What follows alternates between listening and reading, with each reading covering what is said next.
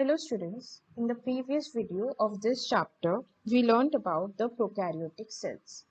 In this video, we will learn about the eukaryotic cells.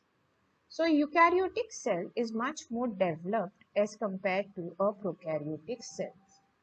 They have a well-organized membrane-bound nucleus and other organelles which are absent in a prokaryotic cells. The presence of membranes gives clear compartmentalization of cytoplasm here so that different processes are carried out very easily. They have complex locomotory and cytoskeletal structures, and the genetic material over here is organized into chromosomes. So if we talk about organelles present in a eukaryotic cell, then the organelles are cell membrane, cell wall, the ER, the Golgi apparatus, lysosome, vacuoles, mitochondria, plastids, ribosomes, cytoskeleton, cilia fragila, centrosomes, centroids, nucleus, and microbodies. All of these organelles play a different role in each of the function associated with the cell. We will study about all the organelles present in the eukaryotes in detail. So first, let us start with the cell membrane. Cell membrane is the outermost membrane present here. Chemical studies on human RBCs show that it is a lipid bilayer membrane. You can see in the figure that there are two layers present in the membrane, and it also has proteins and carbohydrates. The lipids are mainly phosphoglycerides. They form polar heads and the tails are hydrophobic. Now, what is the meaning of hydrophobic? Hydrophobic, the word means water fearing. So the tail part will always run away from the water. And the non-polar tail of saturated hydrocarbons here is protected from the aqueous environment. The ratio of protein to lipid will change according to different cells. Like in a human RBC, it will have 52% protein and 40% lipids. Based on the ease of extraction of proteins, there are two types of protein found in these membranes. One are integral. Integral protein means they are partially or totally buried in the membrane. And then we have the second type, which is peripheral. Peripheral generally lie on the periphery. Periphery means the surface. Now let us study a model about this membrane. So this model was proposed by Singer and Nicholson in 1972. According to this model, the quasi-fluid nature of the lipid enables the lateral movement of protein within the outer bilayer. So this ability to move within the membrane is generally measured by its fluidity. The transport of molecules here happens selectively because it is a selectively permeable membrane. That means it will not allow everything to pass through it. It will only allow some things to pass through it. So due to the fluid nature, the plasma membrane helps in cell growth, formation of intercellular junctions, secretion, endocytosis, and cell division. Now, as we saw, there are different types of transport present in this membrane. We will study about both these types of transports. So the first one is passive transport. Now passive means what? Passive means no energy is used. And the other type is active transport where energy is used. Energy in our cells comes in form of ATP.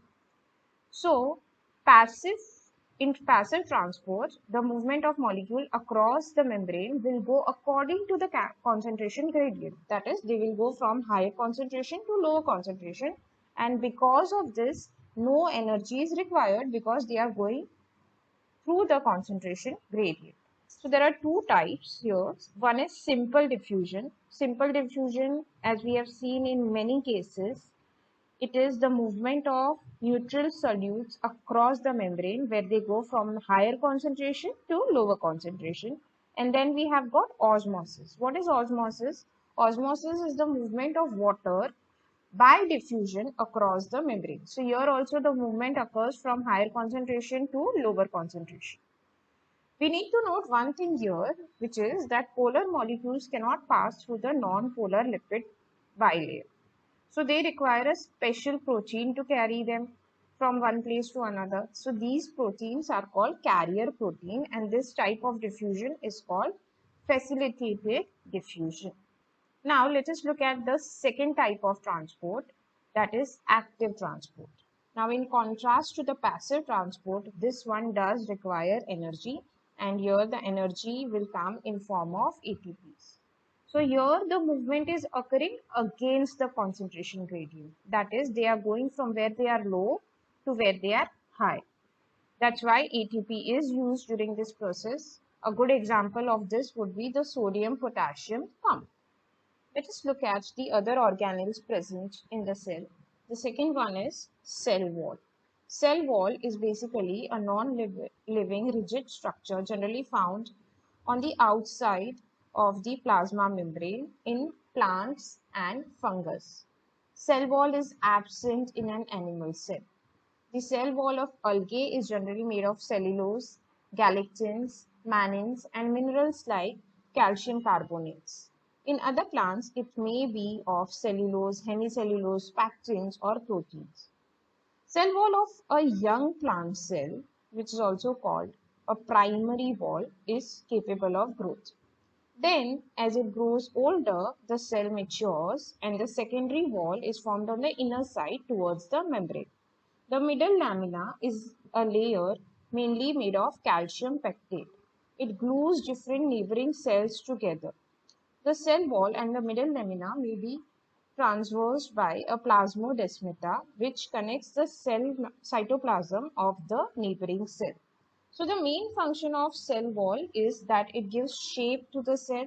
It protects the cell from the outer damage, which may be due to mechanical damage or maybe any sort of infection. It helps in cell-to-cell interaction, and it also acts as a barrier to any undesirable macromolecules. The next structure that we will look at is the ER, the endomembrane system. So it consists of endoplasmic reticulum, Golgi complex, lysozymes, and the vacuoles. Let us first look at the ER. ER is basically a network of tiny tubular structures which are scattered in the cytoplasm. ER divides the intercellular space into two compartments. One is inside the ER, which is called luminal space, and then we have got the cytoplasm, which is the extraluminal space. Now, the two types of ER that I told you are rough and smooth. So the logic is very simple. If the ER has a ribosome present in it, then it is called rough ER, that is rough endoplasmic reticulum. And if ribosomes are absent, then they are called smooth ERs, that is smooth endoplasmic reticulum. Let us look at the next structure, which is the Golgi apparatus. It was first discovered by Camillo Golgi, hence the name given to it. It consists of flat disc-shaped sacs, which are generally 0.5 to 1 micrometer in diameter, and as you can see in the picture, they are stacked parallelly against one another. The cisternae are concentrically arranged with the convex side, that is the cis phase, and the concave side, which is the trans phase. So this cis and trans phases are totally different from each other, but they are interconnected. The main function of the Golgi apparatus is secretion of different materials. It secretes materials to intracellular targets or outside the cell.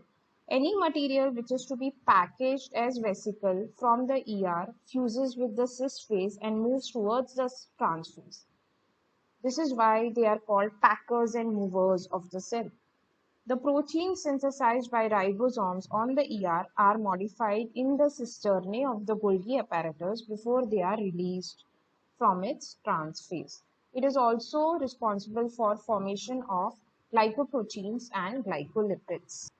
Now let us look at the next organelle, which is the lysosomes. They are generally membrane-bound vesicular structures which are formed by the process of packaging in the Golgi apparatus. The lysosomal vesicle contains all types of enzymes. They are generally hydrolytic. That is, they have hydrolases, lipases, proteases, carbohydrases. All these enzymes are present inside these lysosomes. They are active at acidic pH. That is, any pH which is less than 7. They digest carbohydrates, lipids, proteins, and nucleic acid. Let us have a look at the next structure, the next organelle, which are the vacuoles. So the vacuoles are generally membrane-bound space which is found in the cytoplasm. They contain water sap, excretory products, and other materials which are not useful for the cell. The vacuole is bound by a single membrane, as you can see in the picture, and it is called tonoplast. In plant cell, the vacuoles occupy the majority of the space. They can occupy up to 90% of the cell. In plants, the tonoplast facilitates the transport of ions and other materials against the concentration gradients into the vacuoles. Hence, their concentration is higher in the vacuole than in the cytoplasm. In amoeba, we see something called as contractile vacuole. What is this contractile vacuole? It is basically a vacuole which helps in excretion. In many cells like protists, food vacuoles are formed by engulfing different food particles. Now let us look at the next organelle, which is the mitochondria. Mitochondria are clearly visible only when they are stained with a dye. Their number, shape, and sizes are variable depending on the physiological activity. Mitochondria are called the powerhouse of the cell. So the place where activity is more, they will be more in numbers. It's generally sausage shaped or cylindrical shaped, having a diameter of 0.2 to 1 micrometer, and the length is variable. It can be from 1 to 4.1 micrometers. A mitochondria is a double membrane structure with outer membrane, inner membrane. It divides the lumen into two aqueous compartments. The outer compartment and the inner compartment is called the matrix. The inner membrane forms a number of inner foldings. These are called the cristae. These fold towards the matrix. The main purpose is that they increase the surface area. The two membranes have their own specific enzymes associated with mitochondrial function. The matrix processes a circular RNA, a circular DNA, a few RNA molecules, and ribosomes, which are 70S, and components for protein synthesis. The mitochondria divide by fission. As I told you before, they are called the powerhouses of cell. So why are they called powerhouses of cell? They are called powerhouses of cells because they are the sites where ATP is made. This is a place where aerobic respiration, that is respiration in presence of oxygen, occurs and ATP is produced. Now let us study about the plastids. Plastids are found in plant cells and in euglenoids. They are generally large sized, they are easily observable under the microscope, and they contain pigments. These are what gives color to different parts. So based on the type of pigment present, we have three types of plastids. They are chloroplast, chromoplast, and leucoplast. Chloroplast, as we all know, is the most important one because it has chlorophyll, which does photosynthesis. So they also have carotenoid pigments. They do photosynthesis by generally trapping the sun's light, and this is how food is made in plants. Then we have the chromoplast. Chromoplasts contain fat-soluble carotenoid pigments like carotene, xanthophyll, which gives yellow, orange, or a red color to the cell. Then we have got leucoplasts.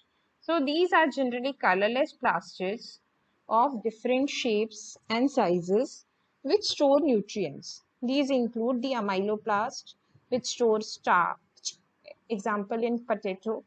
Then we have elioplast, which store oil and fat. And then we have aleuroplast, which store the proteins.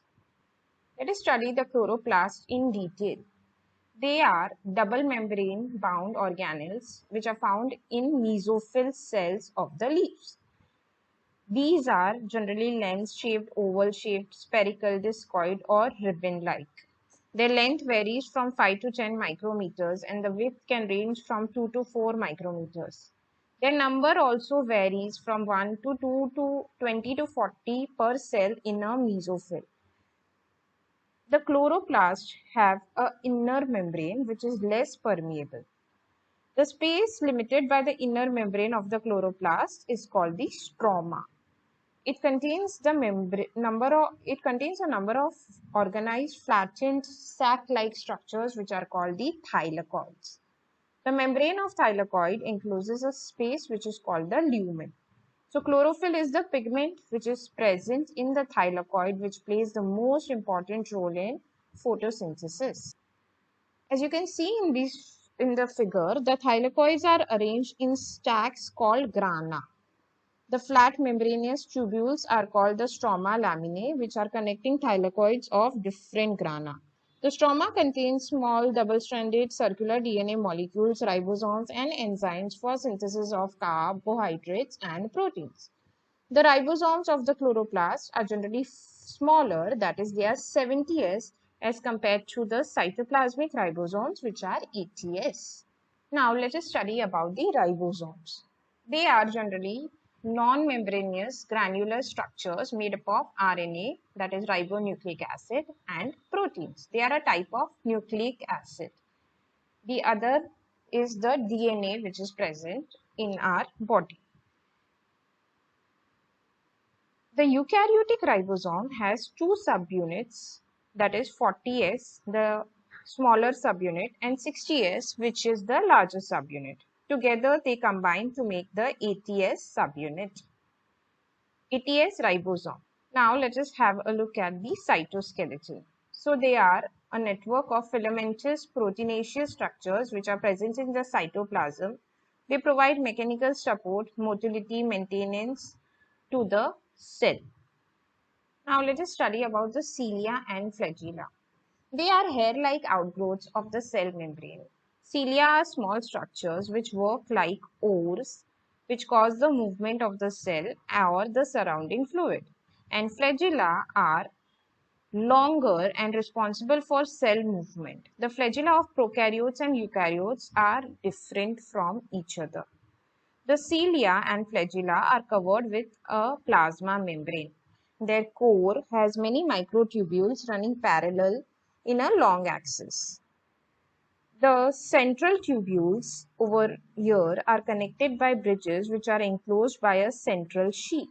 It is connected to one of the tubules of each peripheral doublet by a radial spoke. Thus, there are 9 radial spokes which are present here. And the exoneme has 9 pair of doublets of radially arranged peripheral microtubules and a pair of central microtubules. So, this is called the 9+2 array. Cilia and flagella emerge from central-like structures called the basal bodies. The centrosome is basically an organelle which contains. Now let us discuss about the nucleus. So the nucleus was first discovered by Robert Brown. The material of the nucleus can be stained by basic dye and it was given the name chromatin by Fleming. Normally, a cell has one nucleus. Some cells have more than one nucleus. Some mature cells like RBC lacks the nucleus. This is because there is a structural functional relationship. So if the nucleus is not there, then there is more space in the RBC to carry out the oxygen everywhere. The interphase nucleus contains a nuclear envelope, nuclear matrix, chromatin, and nucleolus. Let us look at each of these in detail. So the nucleus envelope is a double-layered membrane with a space between 10 to 15 nanometers, which is called the perinuclear space. It is a barrier between materials in the nucleus and the cytoplasm. The outer membrane is continuous with the endoplasmic reticulum and it has ribosomes on it. The nuclear envelope has minute pores formed by the fusion of two membranes. These are the passages for the movement of RNA and protein between nucleus and the cytoplasm. Now let us have a look at chromatin. So chromatin is nothing but a network of nucleoprotein fibers which contain DNA and basic proteins which are called histones. They also have non-histone proteins and RNA. During cell division, the chromatin becomes very condensed, that is, they become shortened and they form something called the chromosomes. A human cell has 23 pairs of chromosomes. Each chromosome has a primary construction which is called the centromere on the side, and this shaped structures called kinetochores are also present here. Now let us have a look at the nucleolus. One or more non-membranous spherical bodies are generally found in the center of the nucleus. They are called the nucleolus. It is continuous with the nucleoplasm and it is the site for ribosomal RNA synthesis. Now, as I told you before, every nucleus will have chromosome and the human body has 23 pairs of chromosomes. So based on the position of centromere, they can be metacentric, where the middle centromere is present forming two equal arms of the chromosome. They may be submetacentric, where the centromere is nearer to one end and one arm is short and the other one is long. They can be acrocentric, where the centromere is close to the end forming one short and one very long palm. And then we have the last one, which is stereocentric, which is having a terminal centromere. Some chromosomes have non-staining secondary constructions at a constant location. This is what we call as satellites. Now let us have a look at the microbodies. So these are membrane-bound minute vesicles which contain various enzymes. They are found both in plants as well as animals. I hope you all understood all the organelles of a eukaryotic cell properly. Thank you.